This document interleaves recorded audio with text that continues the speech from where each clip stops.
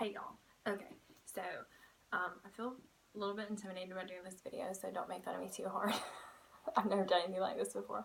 I'm not trying to be a YouTube star, just saying. So I was just gonna review these backpacks real quick. I thought it might be easier than typing out like a response, like why I like it, why I don't like it, because you know, it's just easier to do it this way.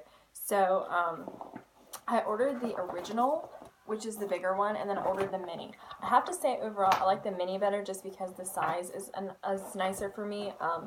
I'm only 5'4", so I want something that's a little bit smaller. It's not going to take up my whole, like, half my body. I mean, this isn't that big. Trust me, it's not that big, but I just like the size better. I wanted something small. I didn't want it to be real heavy, and I didn't want to be able to put a ton of stuff in it, so it can't get super heavy.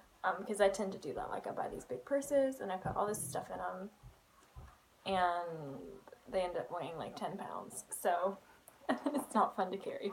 So I'm getting this for like a travel backpack because I'm from Florida and I live in Ohio. So my family lives in Florida and Georgia, and I fly to see them fairly often, and or like the zoo, things like that. So I got this backpack, and I paid, I think it was on sale for $84.99, and it was originally, I think, $115, either $100 or $115, something like that.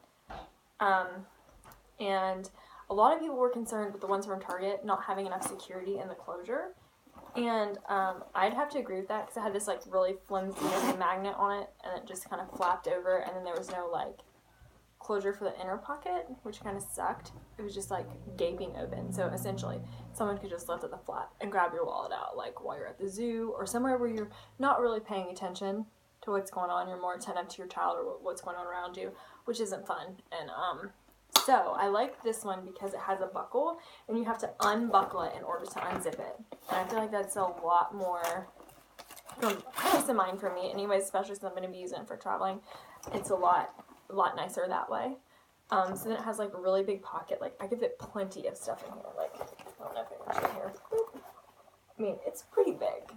And then it has an inside zipper pocket, like, you know, like the purses have those side pockets. It's got one of those. And then straps are obviously adjustable on the back. And then it's got this front zipper pocket, and then it's got this side zipper pocket, which, might I add, a sippy cup fits wonderfully in.